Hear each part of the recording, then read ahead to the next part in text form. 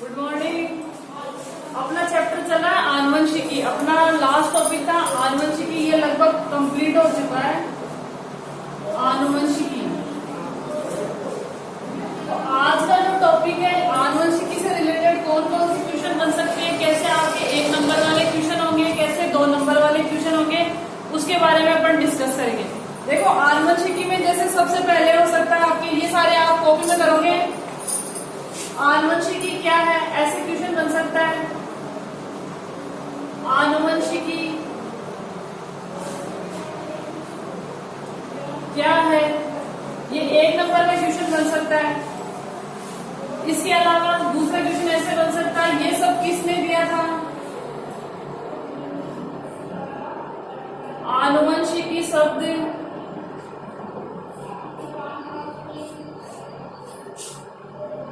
किस वैज्ञानिक ने दिया था।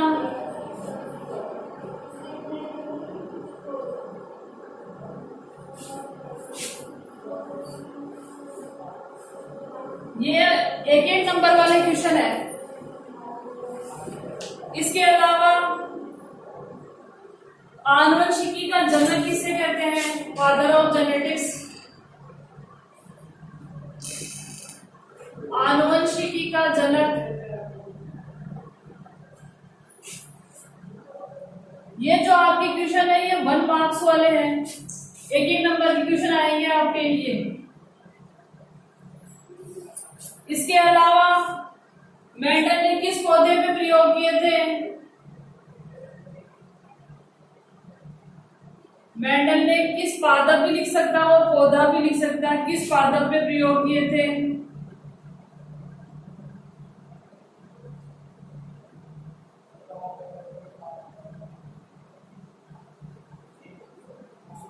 मेंडल ने किस पादप पे प्रयोग किए थे, ये भी क्वेश्चन बन रहा है आपका। इसके अलावा मेंडल ने अपने निष्कर्ष किस पत्रिका में प्रकाशित किए। मेंडल ने जो भी प्रयोग किए थे किस पत्रिका में प्रकाशित किए थे। मेंडल ने अपने निष्कर्ष, मेंडल ने अपने निष्कर्ष या रिजल्ट किस पत्रिका में प्रकाशित किए थे।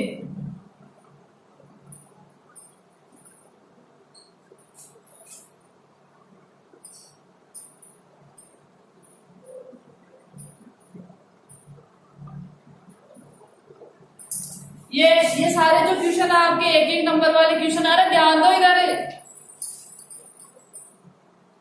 इसके अलावा 2 नंबर का क्वेश्चन आ रहा है, मेंडल की सफलता के कारण बताइए। मेंडल की सफलता के कारण बताइए। मेंडल अपने प्रयोगों में क्यों सफल हुआ।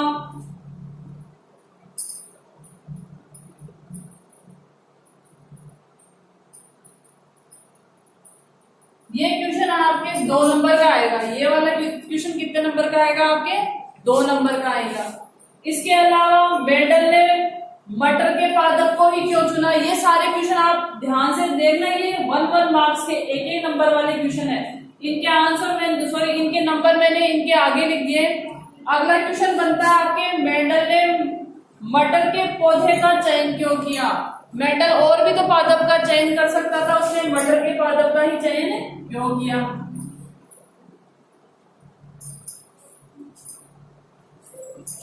मेंडल ने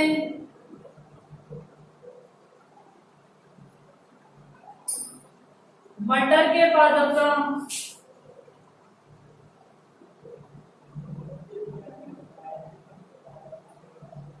चयन क्यों किया।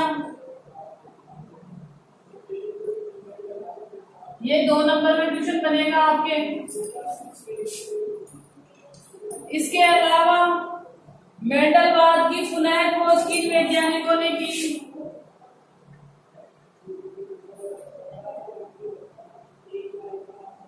मेंडलवाद की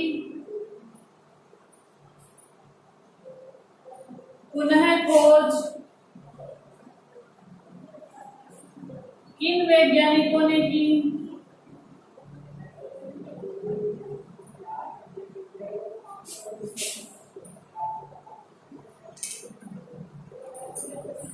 देखो अपने ये जो चैप्टर अभी थर्ड चैप्टर लिया है आनुवंशिकी, इसमें जो जो क्वेश्चन बन रहे हैं जो मैं आपको लिखवा रही हूँ इनसे बाहर एक भी क्वेश्चन नहीं आएगा।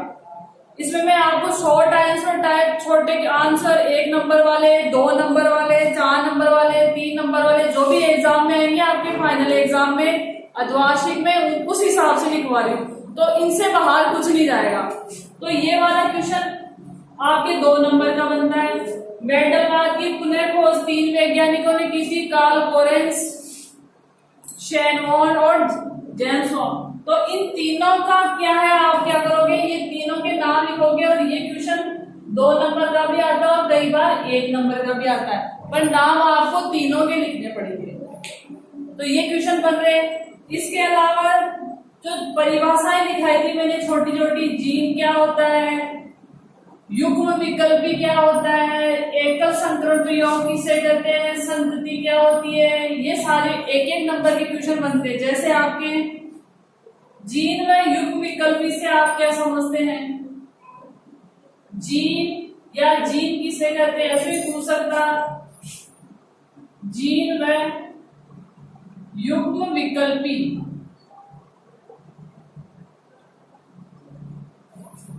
किसे कहते हैं, ये 1 नंबर का क्वेश्चन बनता है।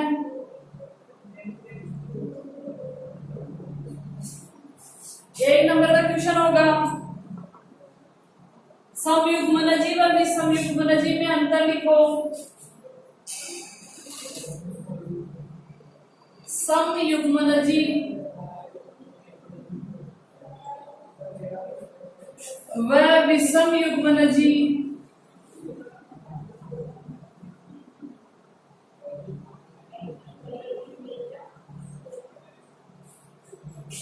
में अंतर लिखो। ये 2 नंबर का, अगर ये दोनों पूछेगा तो आपके 2 नंबर का, इनमें से कोई एक पूछेगा तो 1 नंबर का बना के भी वो दे सकता है। इसके अलावा आपके हैं लक्षण प्रारूप व जीन प्रारूप से क्या तात्पर्य है, जीनोटाइप व फिनोटाइप, लक्षण प्रारूप व जीन प्रारूप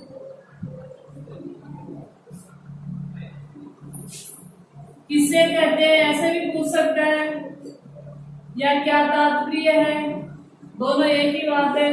अगर ये दोनों साथ होगा तो 2 नंबर का क्वेश्चन, और अलग से पूछेगा सपोज इसके बारे में पूछ रहा है या इसके बारे में, तो ये 1 नंबर का क्वेश्चन बनेगा। ये आपके छोटे छोटे 1-1 नंबर वाले क्वेश्चन है।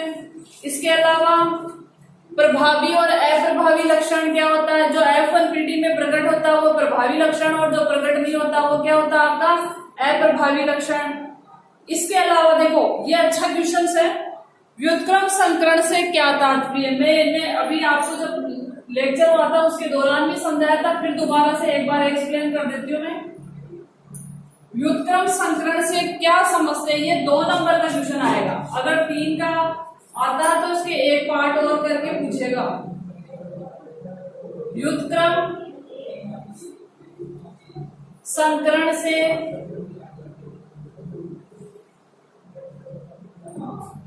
आप क्या समझते हैं।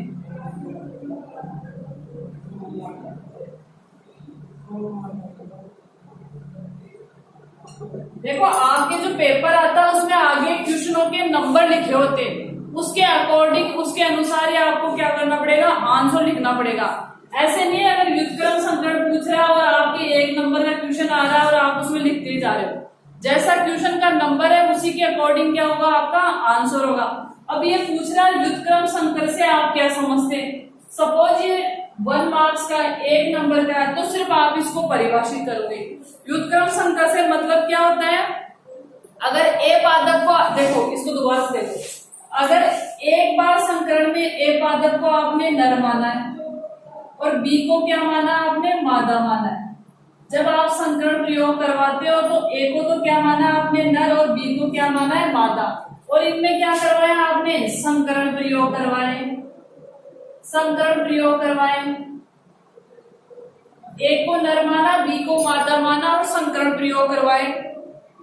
अब अगले में क्या करेंगे, उल्टा कर देंगे। ए को तो क्या बना देंगे अपन, मादा बना देंगे, और बी को क्या बना देंगे अपन, नर बना देंगे। और फिर से क्या करवाएंगे अपन, संकरण प्रयोग करवाएंगे। तो इस संकरण को क्या कहते हैं, व्युत्क्रम का मतलब होता है उल्टा, व्युत्क्रम, इसको रेसिप्रोकल बोलते हैं, व्युत्क्रम यानी उल्टा। तो अपन ने ए को शुरू में क्या माना था, नर माना, और बी को क्या माना अपन ने, मादा माना, और इनमें क्रॉस करवाया, जो अनुपात प्राप्त हो रहा उसको देखा। अगले में क्या करेंगे, इसको उल्टा कर देंगे, इसको मादा बना देंगे, इसको नर बना देंगे। तो ये जो प्रयोग है वो क्या कहलाते हैं आपके व्युत्क्रम संकरण, उल्टा कर देंगे, जो पहले था उसका अपोजिट कर देंगे, ये क्या कहलाते हैं आपके व्युत्क्रम संकरण। अगला क्वेश्चन है आपका, जनक पीढ़ी से क्या तात्पर्य है, जनक पीढ़ी से क्या तात्पर्य है।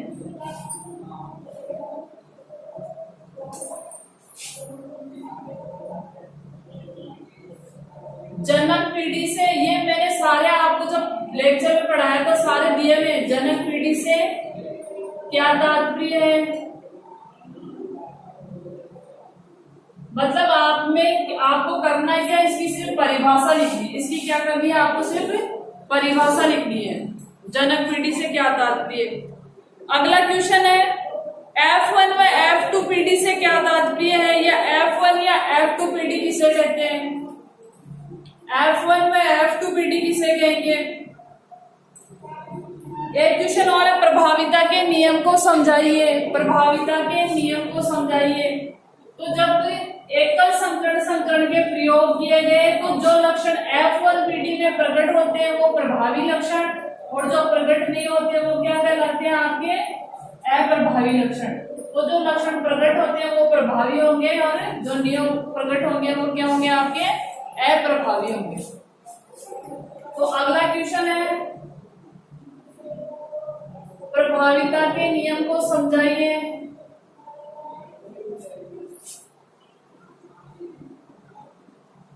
नियम को समझाइए।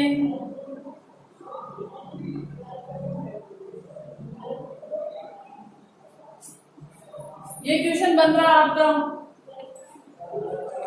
अगला क्वेश्चन बन सकता है आपका, पृथक्करण के नियम को विस्तार से समझाइए, पृथक्करण के नियम को विस्तार से समझाइए।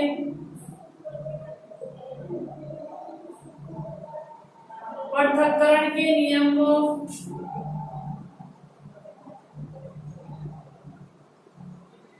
विस्तार से समझाइए।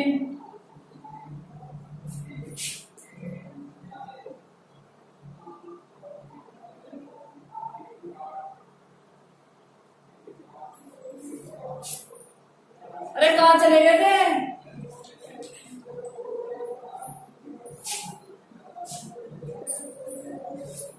पृथक्करण के नियम को विस्तार से समझाइए, ये क्वेश्चन बन रहा है आपका। इसके अलावा अगला क्वेश्चन बन रहा है, बाह्य संकरण व परीक्षण संकरण से क्या तात्पर्य है। कल ही अपन ने इसको देखा था, बाह्य संकरण व परीक्षण संकरण से क्या तात्पर्य है। ये 2 नंबर का क्वेश्चन बनता है आपका। आपके लास्ट में, ये लेक्चर के लास्ट में मैं ये सीट अपलोड कर दूंगी, तो आप लोग देख लेना उसको। इसके अलावा है, स्वतंत्र अपवहन के नियम को चेकरबोर्ड की सहायता से समझाइए। ये 3 नंबर का क्वेश्चन बनता है।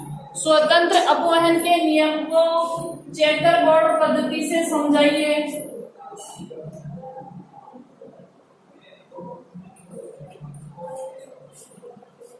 स्वतंत्र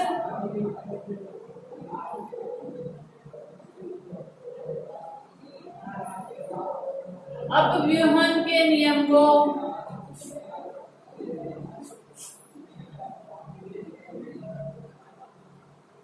चेकरबोर्ड मेथड से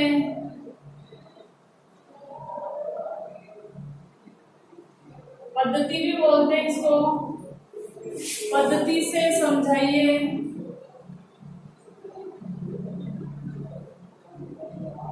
यह आपके 3 नंबर का क्वेश्चन बनेगा। यह क्या होगा, आपके 3 नंबर का क्वेश्चन बनेंगे।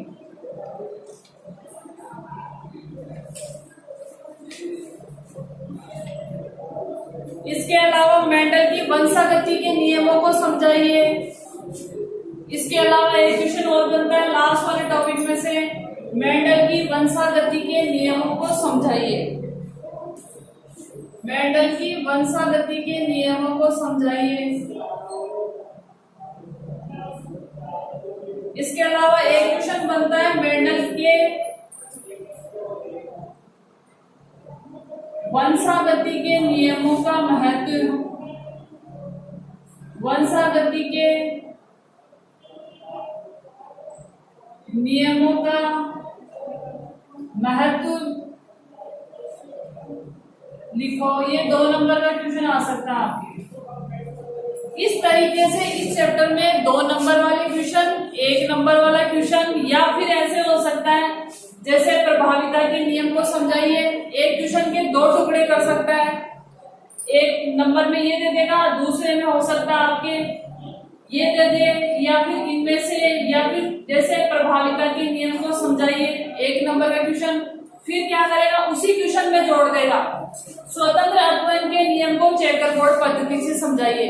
तो आपके 3 नंबर का क्वेश्चन मैक्सिमम इस चैप्टर में से क्या हो सकता है, आपके 3 नंबर का क्वेश्चन बन सकता है। तो इस तरीके से इस चैप्टर में आपके ये यूनिट है आपके 4 नंबर की। जो चैप्टर नंबर 3 है, लेसन नंबर 3 है, वो कितने नंबर का है आपका, 4 नंबर का। इसमें 4 नंबर के क्वेश्चन पूछे जाएंगे। बोर्ड की बात है, बोर्ड के एग्जाम में मैक्सिमम 4 नंबर का क्वेश्चन आ सकता है। इसमें वो कैसे आ सकता है, डायरेक्ट 4 नंबर का क्वेश्चन भी आ सकता है, या एक क्वेश्चन के 2 टुकड़े हो सकते हैं, जैसे प्रभाविता के नियम को समझाइए। तो आप परिभाषा लिखोगे इसमें 1 नंबर का, ये देखो फिर वो कैसे करता है इस क्वेश्चन को, इसको 3 नंबर का कैसे बनाएगा या 4 नंबर का कैसे बनाएगा। उसने ये लिख दिया प्रभाविता के नियम को समझाइए, फिर बोलेगा वो चेकर बोर्ड मेथड क्या है, चेकर बोर्ड पद्धति क्या है समझाइए। अब ये क्वेश्चन के नंबर कैसे डिवाइड करेगा, नंबर आपके आगे लिखे हुए आते हैं 1+3। तो इसको सिर्फ आपको परिभाषित करना है और इसका पूरा क्या करना है, इसको पूरे जो कल अपन ने बनाया था, एक टेबल बना के किया था, वो सारा आपको क्या करना है, एक्सप्लेन करना है। इस तरीके से इस चैप्टर में आपके 4 नंबर के क्वेश्चन पुटअप हो गए। अब अपन अगला नेक्स्ट लेसन देखते हैं। इसमें कोई प्रॉब्लम हो तो पूछ सकते हैं आप।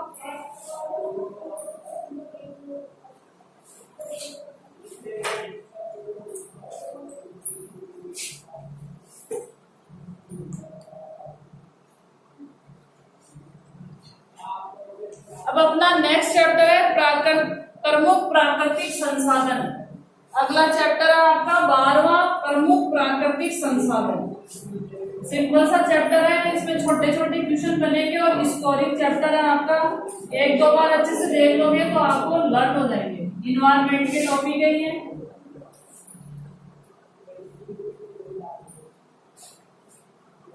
तो अगला है अपना प्रमुख प्राकृतिक संसाधन। प्रमुख प्राकृतिक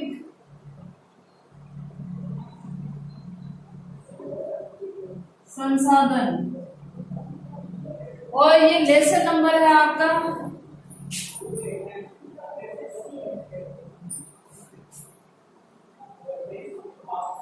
लेसन नंबर है आपका 12।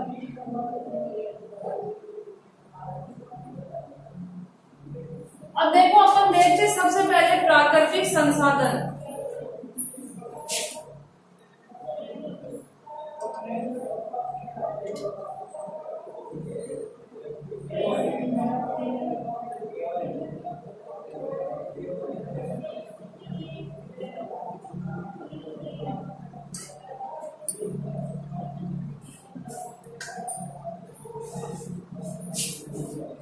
मेन है प्राकृतिक संसाधन।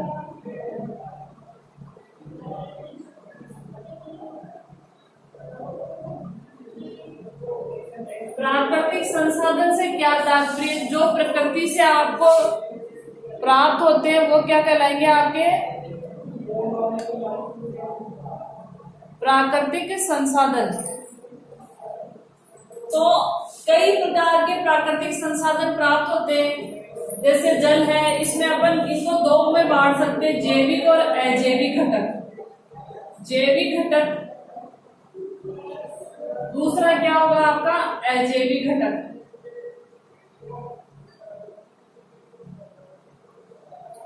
अपना टॉपिक है प्रमुख प्राकृतिक संसाधन। मुख्य प्राकृतिक संसाधन क्या होते हैं, जो प्रकृति से आपको प्राप्त होंगे वो क्या होंगे आपके प्राकृतिक संसाधन है।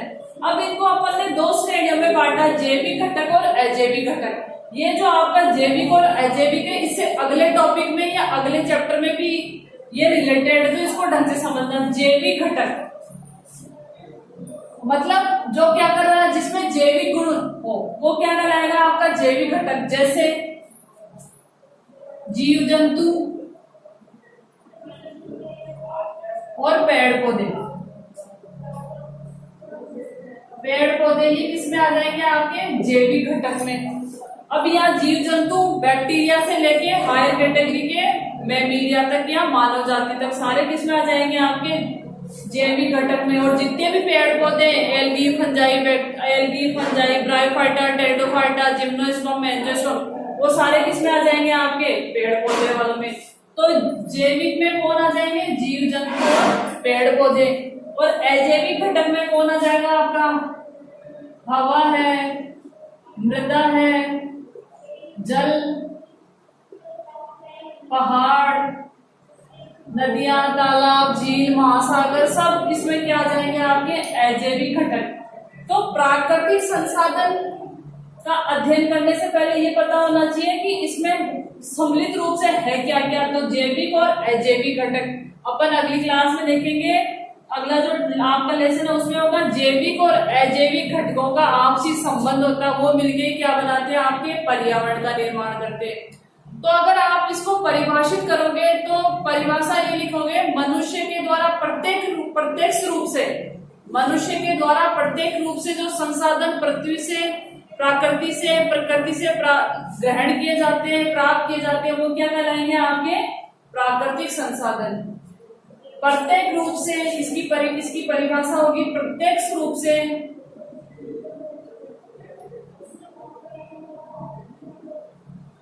मानव के द्वारा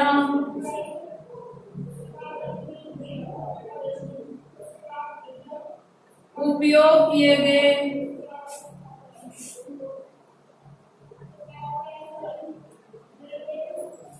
प्रत्यक्ष रूप से मानव के द्वारा उपयोग किए गए वस्तु, घटक सभी को प्राकृतिक संसाधन कहते हैं। प्राकृतिक संसाधन कहते हैं। जैसे आपने अगर वायुमंडल से सीधे वायु ग्रहण की है तो वो भी क्या है आपके प्राकृतिक संसाधन। आपने मिट्टी का उपयोग किया है तो वो भी क्या आपके प्राकृतिक संसाधन। तो ये डायरेक्ट ग्रहण किए गए संसाधन क्या कहलाएंगे आपके प्राकृतिक संसाधन। अब देखो इनको प्राकृतिक संसाधनों को कई प्रकार से बांटा गया, उपयोग के आधार पर, उपलब्धता के आधार पर, कौन सा नष्ट हो रहा है, कौन सा लंबे टाइम तक रहेगा, इसके आधार पर भी इनको क्या किया गया आपका बांटा गया। तो अपन देखते हैं प्राकृतिक संसाधनों के प्रकार। आपके जो सिलेबस है उसमें 3 प्रकार दे रखे हैं प्राकृतिक संसाधनों के प्रकार। ये परिभाषा आपको ध्यान रखनी है। वैसे डायरेक्ट कभी नहीं पूछा जाता है कि प्राकृतिक संसाधन किसे कहते हैं, क्योंकि बच्चा छोटी क्लासों से ये सब सीखता है कि प्राकृतिक मतलब प्रकृति से जो भी आपको प्राप्त होता है, जो भी वस्तु प्राप्त होती है वो सब किसमें आएंगे आपके प्राकृतिक संसाधन। इसमें इसके जो प्रकार है उनसे क्वेश्चन बनता है। इसमें पिछली बार वार्षिक में आया था कि जैव निम्नीकरण व जैव अनिम्नीकरण संसाधनों से क्या तात्पर्य है, निम्नीकरण व अनिम्नीकरण। तो संसाधनों के प्राकृतिक संसाधनों के प्रकार, प्राकृतिक संसाधनों के प्रकार देखेंगे। आपके सिलेबस में 3 प्रकार दे रखे हैं। प्राकृतिक संसाधनों में प्रकार दे रखे, 3 दे रहे, विकास एवं प्रयोग के आधार, विकास एवं प्रयोग के आधार पर, विकास एवं प्रयोग, प्रयोग के आधार पर संसाधन। विकास से तात्पर्य है कि कोई भी प्राकृतिक संसाधन है उसमें क्या क्या नवीन विकास हुए, वो कहाँ तक पहुंचा, उससे कौन सा नया उत्पाद बना, उसका मानव जीवन में क्या उपयोग है, और प्रयोग किसका किस तरीके से प्रयोग किया गया है। जैसे ज्वारीय ऊर्जा है, समुद्र में जो ऊर्जा है उसका उपयोग पवन चक्की चलाने में किया जा रहा है, तो ये क्या आगे प्रयोग के आधार पर। उद्गम व उत्पत्ति के आधार पर कौन सा कहाँ से प्राप्त हुआ है, उद्गम व उत्पत्ति के आधार पर।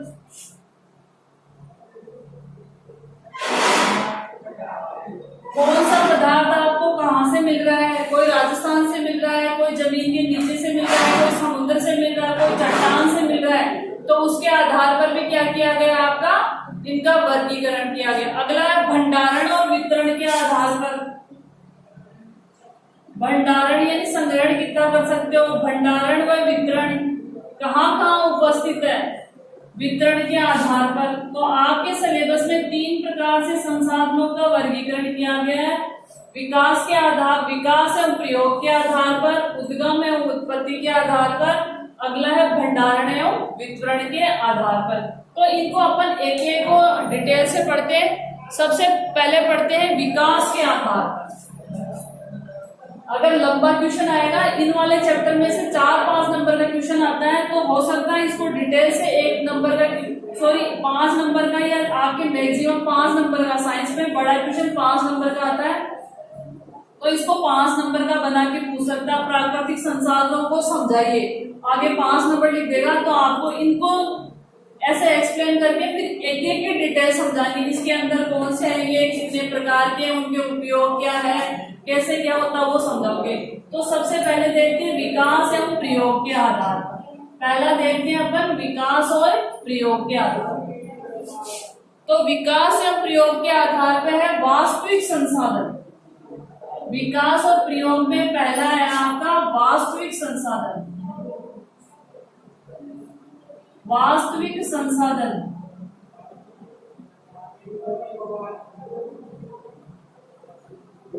पृथ्वी में कौन से संसाधन है जो वास्तविक है,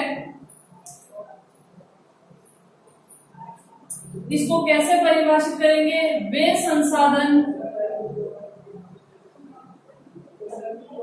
जिनकी संरचना, वे संसाधन जिनकी संरचना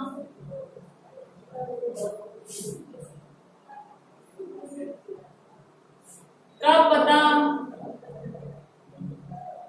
देख कर भी लगा सकते हैं। अगर उस संसाधन को देखेंगे अपन तो आपको पता लग सकता है कि ये किस प्रकार का है, देख कर भी लगा सकते हैं।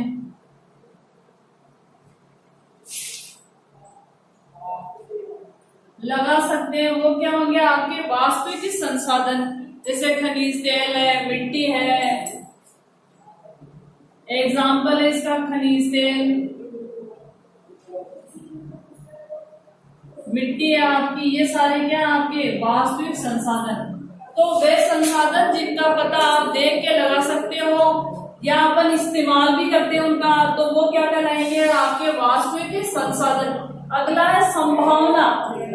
संभाव्य बोलते हैं, मतलब इनकी संभावना है, भविष्य में इनका उपयोग किया जा सकता है। विकास के आधार पर 2 प्रकार के थे आपके। पहला कौन सा था, वास्तविक संसाधन जिनका अपन उपयोग कर रहे हैं, जिनकी संरचना को देख के पता लगा सकते हैं, इसमें और भी डाल सकते हो, इनका उपयोग किया जाता है, इनका उपयोग ऐसे भी लिख सकते हो आप, उपयोग किया जा रहा है।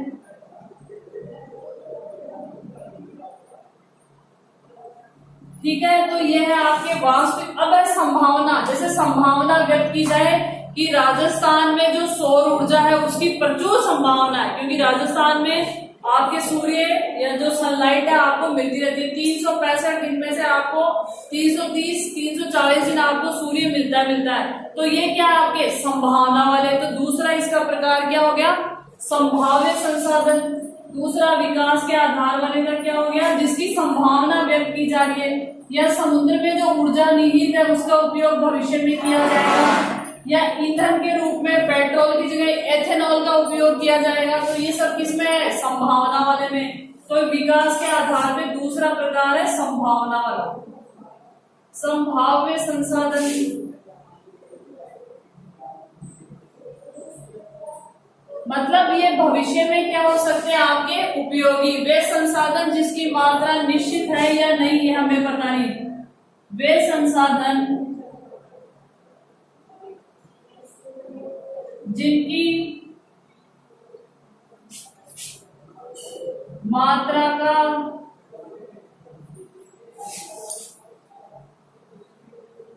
पता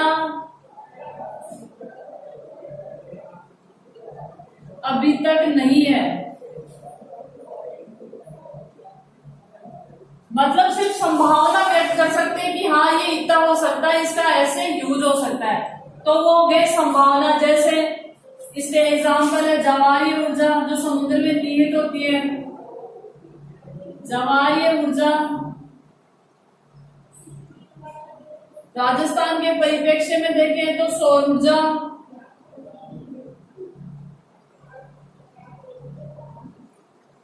या एथेनॉल, या फिर जैसे आपके कचरा होता है उसका यूज किया जाता है बिजली बनाने में। तो ये सारे क्या आपके संभावना वाले संसाधन है।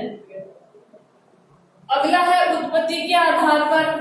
अगला कौन हो जाएगा आपके उत्पत्ति के आधार पर। ये पहला था आपके विकास के आधार पर, अगला है आपके उत्पत्ति के आधार पर। अगला क्या है आपके उत्पत्ति के आधार पर। अगला प्रकार है आपका उत्पत्ति कि प्राकृतिक संसाधनों की उत्पत्ति कहां से कैसे हुई है। उत्पत्ति के आधार पर ये दो प्रकार के होते हैं, जैविक और अजैविक। ये कितने प्रकार के आपके, ये भी दो प्रकार के दे रखे हैं। जैव संसाधन, पहला क्या आपका जैव संसाधन। उत्पत्ति के आधार पर पहला क्या आपका जैव संसाधन, सजीव व जीवित वस्तुओं से प्राप्त संसाधन। सजीव व जीवित वस्तुओं से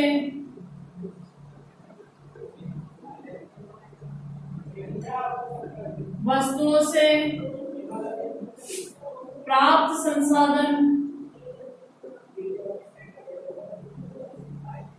संसाधन प्राप्त हो रहे हैं जैसे जीव जंतु हैं, पेड़ पौधे हैं, और आपको इससे ऑक्सीजन प्राप्त हो रही है, फल फ्रूट प्राप्त हो रहे हैं, वायु शुद्ध हो रही है। पेड़ पौधे, जीव जंतु, पेड़ पौधे दूसरे एग्जाम्पल है जीव जंतु। नहीं सर थोड़ी देर चला था, चला गया 15 मिनट। बच्चे तो थे 6 साल के बच्चे थे, फिर पता नहीं कैसे हो गया। और मोदी मैडम को उन्होंने वाईफाई भी ऑन किया था।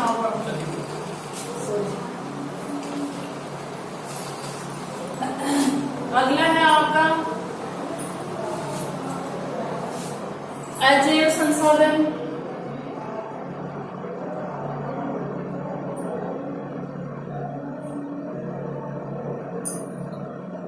मतलब वे संसाधन जो जीवों से या जीवित वस्तुओं से सीधे प्राप्त नहीं होते, वे संसाधन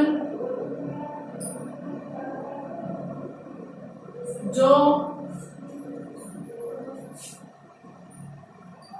जीवित वस्तुओं, वे संसाधन जो जीवित वस्तुओं या जैविक घटकों से प्राप्त नहीं होते, या जैविक घटकों से प्राप्त नहीं होते हैं।